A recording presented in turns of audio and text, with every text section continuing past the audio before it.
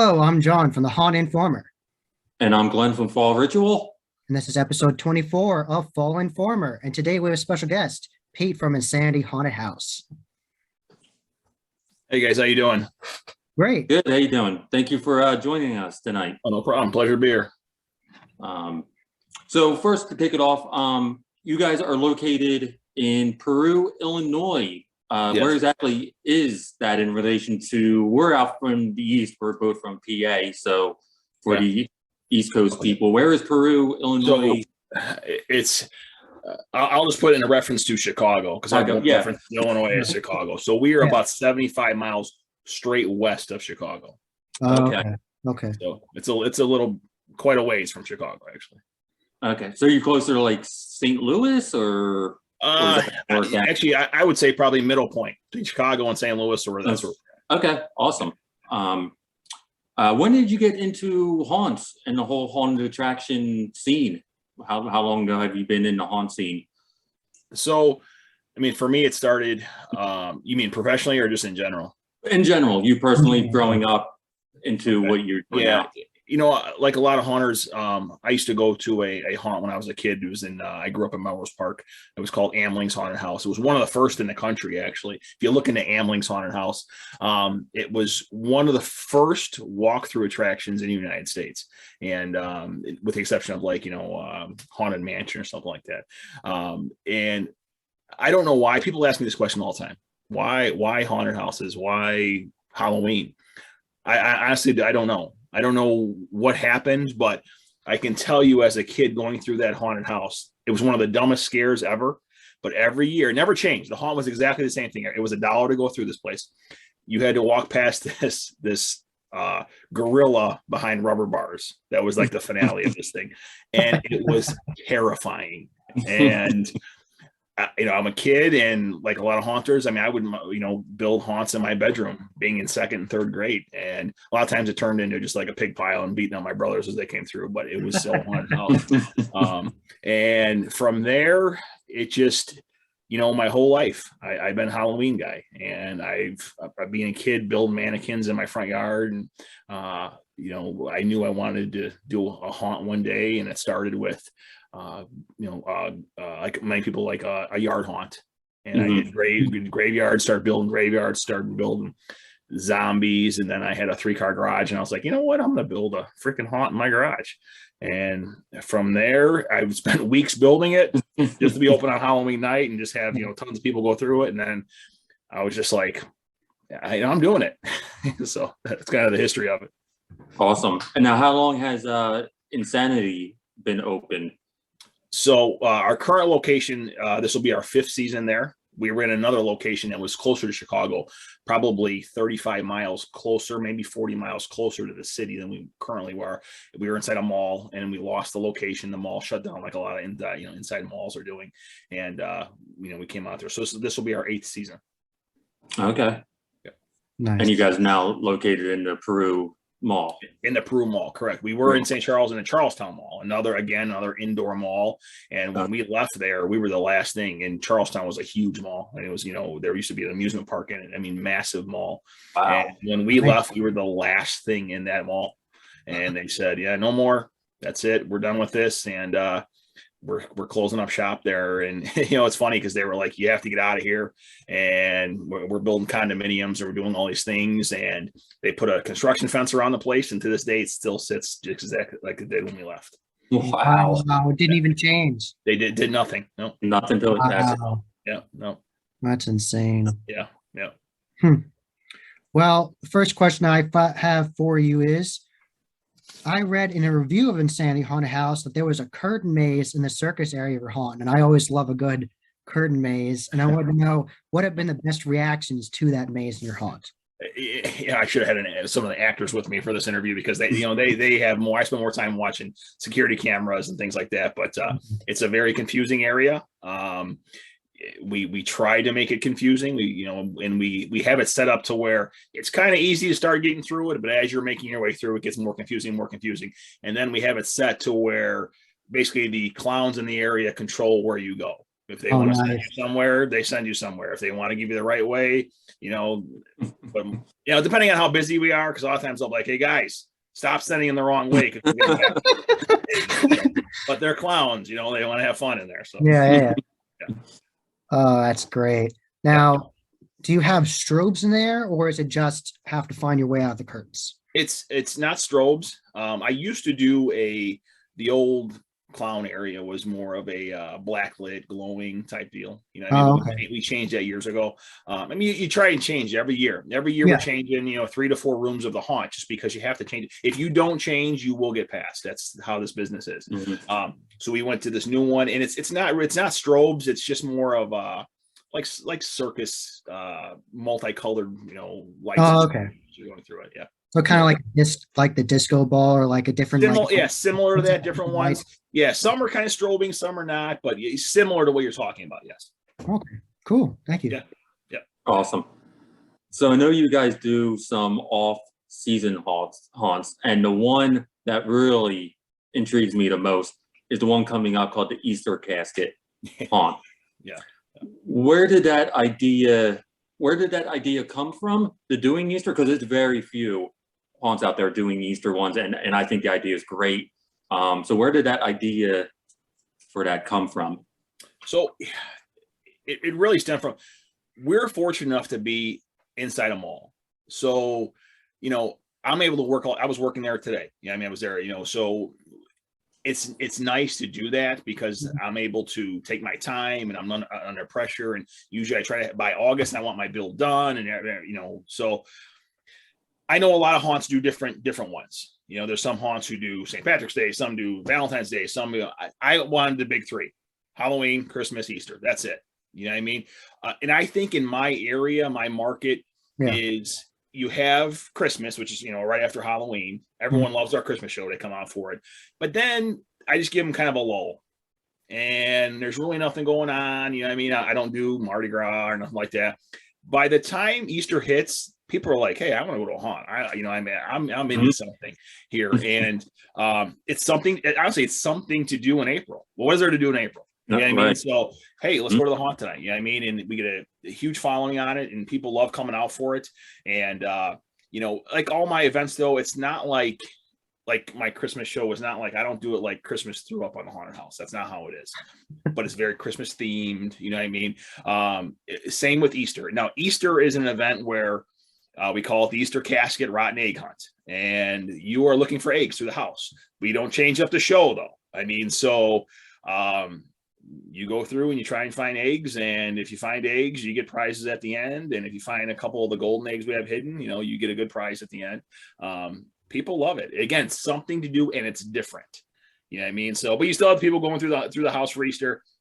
You could care less about eggs. They're just terrified, and they just want to get through the house. So well, that's leading up to my next question. How long do you get to look for these eggs? Someone's in this haunt who's not getting freaked out, by an actor, and they're legit looking for these eggs. Like, how long do you have before you start? There's really no time frame on it. We don't say like, you got 10 seconds, look for eggs. Okay. The eggs are there. You know what I mean? So we tell them as they're entering the house, because people will get crazy with it. You tell them, you got to look for eggs. They'll be moving props. And I'm like, come on, we're not, it's not, you don't move anything. We tell them the eggs are out. You'll see the eggs. You know what I mean? And one of the issues we found was replenishing the eggs, because you have a big group of people coming through, and people are grabbing eggs like crazy, and the actor's like, hey, we're out of eggs, so we gotta get back through it. So every room has a hidden basket full of eggs. Oh, okay. Yeah. This sounds awesome, by the way. This sounds unbelievable. Yeah, it's a good time. I wish I could go through it and just, not only you're getting the experience of going to a haunt, it's like a hunt for these little things, and you get rewarded. What are some of the prizes you get afterwards? I'll be honest, it's nothing crazy. You know what I mean? So if you find the gold egg, we'll give you a couple of tickets for the October show, or, which is still a $50 value. You know what I mean? Yeah. So, or, you have some kids who are like, all right, you found this. Do you want like a t-shirt? That's worth like $15, or do you want these, just ring pops? And they're like, oh, we want the ring pops. I'm like, all right, whatever. Or a hat. So you want the ring pop? Okay, no problem. That's awesome. Yeah. So and that is open when is that? So we're open April 9th. So not this upcoming weekend, the following weekend. Okay. One night only, 7 to 10 o'clock. Awesome. Awesome. That'll be on the thumbnail. I'm going to have the creepy Easter bunny on the thumbnail for this video. Yeah. Good. I love the Easter Bunny post you guys do on Instagram. The Yeah. creepy Easter Bunny looking around Yeah. the corner, stuff like that. Yeah, we have fun with that. We have an actual Easter bunny. You know what I mean? We have a guy, and he's pretty bloodied up, and you know it's funny because we try not to do anything crazy with it, but you know we've already had a few emails this year. How dare you take Easter and make it satanic? And I'm like, what are you talking about, satanic? Wow. There's really nothing satanic about it. I mean, Right. but Yeah. people just, you know, same with Christmas. You have people who are Yeah. like, absolutely not. You know, I mean, my first year that I did a Christmas haunt in my old location, we called it Jingle Hell, and we literally had like church groups literally boycott us to where the Wow. mall was like, we can't have this negative publicity. We had to take on all the signage and everything else. So Wow. yeah, people get crazy with it. You know what I mean? And it's just like, you must have nothing better to do. Yeah. Come here and be worried about my Easter haunt. That's crazy. I didn't even think of that aspect of Yeah. it, but that's nuts. But I can see it. You know, I can totally picture these people, you know. Yeah, out there. absolutely. And they never want to talk about it. They just want to scream and holler, and you know, you know, I always put invitations to people like that. You know what I mean? Like, hey, come and see what we're actually doing. It's nothing sacrilegious or just, it's just a good time. Come have fun. But Right. that's how they are. Wow. But we'll take that publicity. Whatever we get. No such thing as bad publicity. Exactly right. Exactly. Oh, man. Awesome. So another question I have for you is you've created lots of detailed sets and they've ranged from lots of different things from libraries to churches. And I wanted to know which set have you created over the years that you've enjoyed the most? That I've enjoyed the most. None. You know, the problem that you usually will run into is I sketch these things, and I have just books of sketches of, you know, the ideas that I have, and then we start coming to time to start building them, and I have the sketches, and I get my guys, I'm like, all right, here's what we're gonna build. And then we start building, and they go, this ain't gonna work. What did you come up with here? You know what I mean? So changing everything on the fly, you know what I mean? I don't know. You know, some of the ideas we have, we try to really have an experience. You don't see copycats in our haunts. You know what I mean? I'll go to tons of haunts and look for different ideas and things like that, and I'll tweak certain things, but I'm not going to steal other people's ideas. But some of our rooms are very unique. Let me just put it that way. You know what I mean? Our library scene is very, very unique. And if you've seen some of the reviews, people already talk about the library scene. You know, I'll just kind of give you we have just book stacks to the ceiling. I mean, you know, just literally hundreds of books in stacks, and people come through and they're like, how did you get those stacks like that? You know what I mean? It was just how we ended up doing them was very unique that you've never seen anywhere else. And when people come through, especially when they see that room, they're like, oh my goodness. You know what I mean? But the art of the haunt is that, you know what I mean? I just, our haunt is very detailed. We have details. Your head is on a swivel constantly. There's so much stuff to look forward, you know, and when you're going through the haunt, and that's the idea of the haunt. You know what I mean? I bring you into my library and you're like, look at these book stacks, and we scare you. That's the whole point of it. You know what I mean? No secret there. So that's where where the details come in the rooms. And some people don't understand that. They're like, man, holy cow. Yeah, I'm like, well, there's eye candy everywhere. You don't know where to look because there's so much to look at. And then we scare you. Oh, man. What advice would you give to people out there who want to start their own haunt and build their own haunt and get into the haunt industry as like an owner? What any advice you got for them? Or you mean like going pro? Yeah. Yeah. There's a lot more to it than people think.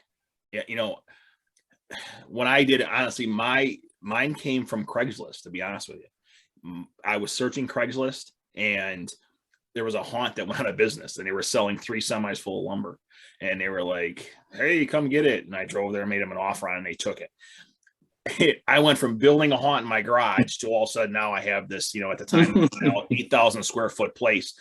And I built it like I was building a house. I was like, I don't know anything about codes or whatnot, you know what I mean? And I was putting screws and I'm like, this thing, the mall could have fallen down and the haunt would have stood. That's how I built construction. And really, if you're really going to do this, for one, know your market. Okay. The best thing that happened to us was the old mall closing down, because I was in a market, Illinois, when you get towards the city and is saturated, there's haunts everywhere, and there's great haunts everywhere. And, all of a sudden then I'm in the mix with them and I'm trying to compete with them. And then when that mall closed, I was like, I didn't know where to go. I had certain areas I was looking at, but it's very hard to get into that because a lot of places don't want to let they call it a dark attraction. They don't want that. And, I'm like, oh, this is what I want to do. Yeah, no, we're not interested in you coming here. You know what I mean? So, the best thing was that mall closing, because I just went west, and I went west and west and west. I'm in the Peru Mall. I never heard of Peru until the day I found that mall. I just drove west. I'm like, oh my goodness, there's a mall here. And it was in a decently populated area, and the rest is history. But now it's just me. You know what I mean? So there's within, 30 miles, there's a couple like charity haunts here and there, but it's nothing like we do. And the crowds just come, you know what I mean? Because we are by ourselves. So really know your market, learn your fire codes. I mean, that's one of the things. And your fire codes, your building codes, your blueprints, all those types of things. It's not just building stuff. There's so much that goes into it that beyond just, I know how to build stuff and make props. It's not even close. I mean, you think you have everything covered, and the expense, you know what I mean? Oh, here's my budget. Yeah. Okay. Right. You get close to it. As haunt season approaches, your budget's gone. I mean, you're flooding money every year, even when you have the haunts, you own the haunt. I build the haunt all year long. I mean, as haunt season approaches, I mean, $100 bills fall out of my pocket every day because there's just, oh yeah, I need that. Oh yeah. I forgot about that. So really take your time. If you're able to get in with a pro haunter and learn some things, you know what I mean? Work for free, come on in and say, hey, listen, I'll come in and I'll help you do whatever you can. If you help me out, learn what you can learn. It's a very, the haunt community is very secretive. A lot of guys don't like to talk about it, and they don't want to tell you what's going on. Every year I've had someone from another haunt, hey, I'm interested in working here. And I start doing a little research on them, and I'm like, nah, you're from another haunt. You just want to see what's in here. No, thanks. You know what I mean? So, if you're able to get in with someone who knows what they're doing, it's good. I've had one guy who really helped me out from the beginning. Shout out Ryan B. You know who you are. So yeah, that's about the best I can tell you to do. So I hope that helps. Yeah, no, definitely. Yeah, definitely. So I have another question for you. And so I saw on your website during the fall season, I thought this was interesting. I haven't seen other haunts do this very much. You have a kids matinee on select hours on Sundays. And I wanted to know, how does that work? How do you run that? All right. So my kids matinee is, it's the last 3 Sundays I do it. We do it for 2 hours, and it's basically, it's half price. Parents can bring their kids. And the show is dark. And I tell that to parents. So everything is on. The show lights are on. The props are going. Everything is going, but there's no actors inside the house. So parents can take their time. I don't mind if they use their phone for, a flashlight, things like that. I'll offer, like, if the kids do seem scared, I'll offer to take them through with a flashlight to show them how things work. And we get a ton of repeat business because parents come through and they're like, oh my goodness, this was amazing inside this house. And we're coming back for the real show in an hour. You know what I mean? So that's what it's all about. You know what I mean? So I like doing it. I shouldn't say I like doing it, because sometimes it is a pain because we have a lot of kids coming, and it's kids want to touch things, and I'm on the security camera like, hey, don't touch stuff. You know what I mean? So it's one of those things you forget about. So when you have actors inside the house, they handle their rooms. Well, when there's no one in there, you know what I mean? So, but it's kids seem to like it, and every year the kids matinee gets bigger and bigger and bigger. Nice. Do you like hand out candy and stuff too? Yeah, we give them candy, you know what I mean? And we still have, what's funny is we've had parents come out like freaking out on us. You said it was kid friendly. I'm like, there was literally nobody in there. You just walked through the house. You know what I mean? So, but most parents seem to like it, you know what I mean? And, but you have kids get to the door and they're like, no way, forget it. You know what I mean? We'll give them a refund, you know what I mean? But they do get candy. And what's nice about our mall does a trick or treat in the mall. Oh, And okay. it Nice. gets, I mean, when I tell you it gets like thousands of people to the mall for this trick or treat thing. And I open up for a kids matinee that day also. So it's well worth it. Yeah. Wow. Yeah. That's And again, really- it's nice about the repeat business. A lot of people go through it and Yeah. come up again. We're coming back. You know, yeah, in the so same night, right? absolutely. Yeah. Yeah. We're like, yeah, come back in an hour. You know what I mean? There'll be upwards of 40 actors inside waiting for you next time. So a lot of fun. I learned that the last night of Insanity Haunted House, this is a trend that I've seen in the haunted street over the years. People do blackout nights with the glow stick. And I saw that you do that as well, and I think that's a lot of fun. And I wanted to know, how long does it normally take people to get out of your haunt with just that glow stick to find their way out? Forget it. You know, the history of the blackout event is, a lot of people don't understand what the blackout is actually about. They just think, oh, it's just another way. Well, what the blackout is event is that Halloween is now ended. You know, as you approach Halloween, the house comes alive, and then Halloween is over, and now the house has gone dark. You know, because the season is over, and that's really what it comes down to. You know, we did originally the actors with the steal your glow stick.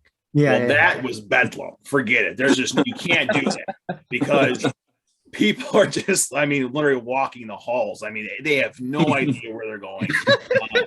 So we have stopped that just because it got out of hand, and things are getting broken, and I mean we are very back and forth and twists and turns and secret doors, and people are ended up in the break room. I mean, when so we had to stop that. So it is better because what I have done is I have the blackout. You get your glow stick, but I extra fog it.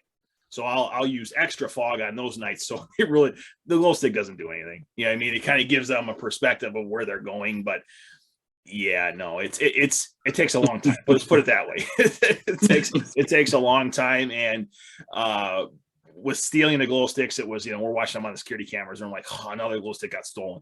And and people are walking in circles, and the next group's walking into them, and it gets back up. And so I'm like, all right, no more stealing glow sticks. The actors hated it. They're like, come on, we want to steal glow sticks. I'm like, no, we're done with that. We're done with that. Okay, as I'm pretty sure 13th Floor Entertainment Group, like House of Torment, they were the ones that debuted that years ago when you had to sign a waiver because they would steal the glow stick from you. And no more of that. No more stealing stuff. We want them to be able to follow the path and get through the house. And we do a lot of things though to make it a little more interesting. Chalk mats on the wall. Maybe. We would never do that. We would never put a shock mat and tell people don't touch the wall when you go around that corner, because they're man, that's great. Yeah, it's a good time. So you did say you do change up your haunt from year to year. Yes. Do you have any new scenes that you're working on this year? In mind? We're actually this year's build is going to be a really, really big build. I don't want to give away too much, but it's this year's one of the biggest builds we've done as far as changing our room around.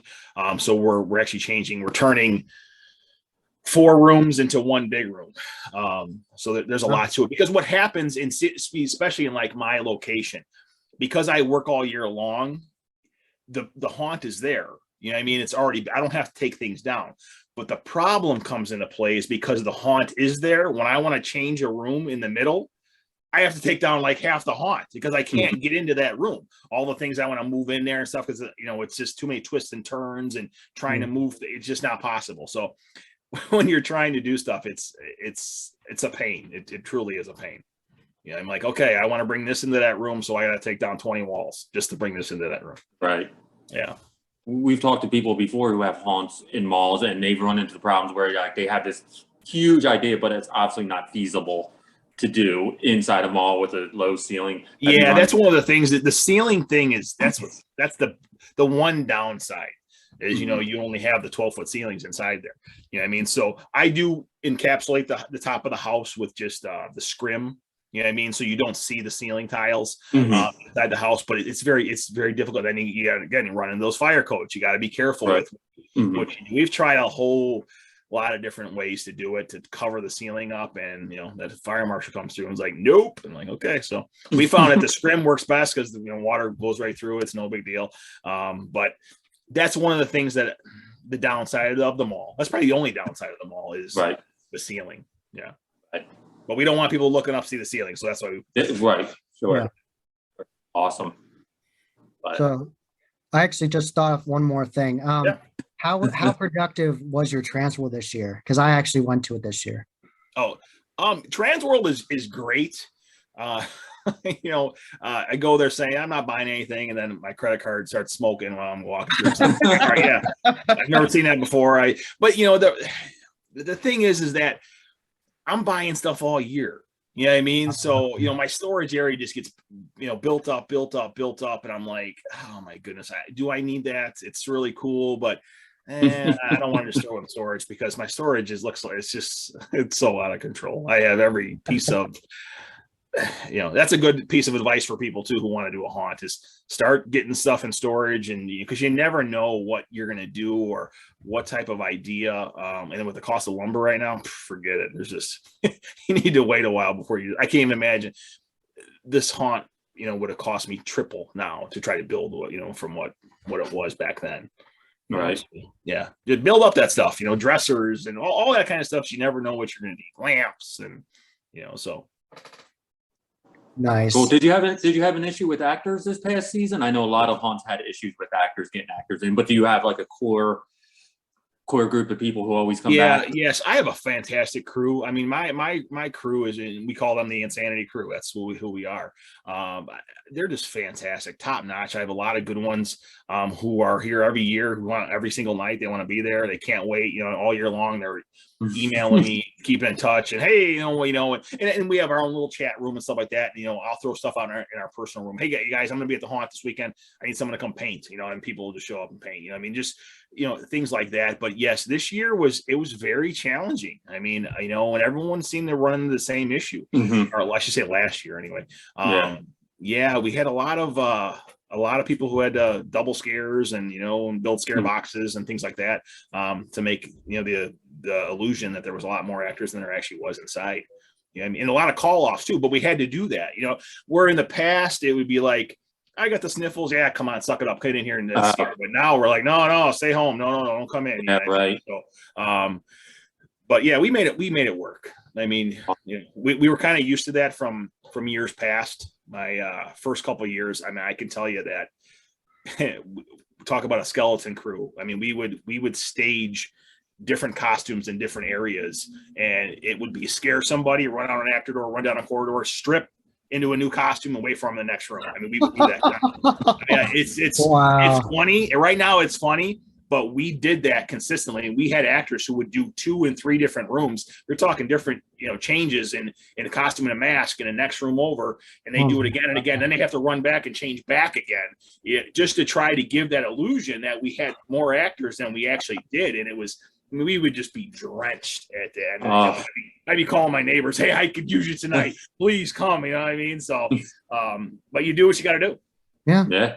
That's insane. Like, yeah. that really is. It truly is. That's what people don't realize. They'd be like, hey, it's so many actors. I'm like, yeah, I had like 12. It seemed like there was 50. Gosh. Yeah. That's insane. Wow. That's actually a really good awesome. story. I haven't heard that before. Yeah. That's how we did it.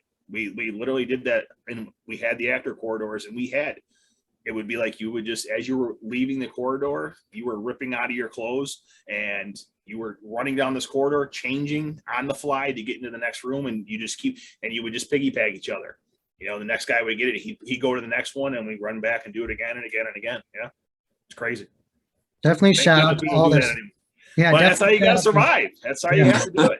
Yeah, definitely shout out to all the scare actors out there all across the nation. You do a great job. We truly appreciate your dedication. Absolutely. Without them, we can't do it. Yeah, exactly. Yeah, 100%. But awesome. It sounds like you are running an absolute amazing haunt out there. I wish we were closer, that we could come check it out. But anyone in that surrounding area, just go out and check out Insanity. It sounds like you guys are doing incredible things out there. Yeah, I appreciate it. Yeah, see if you can survive the Easter casket and find some Easter casket. I'll be waiting for it. These actors haven't scared since Christmas. They're hungry.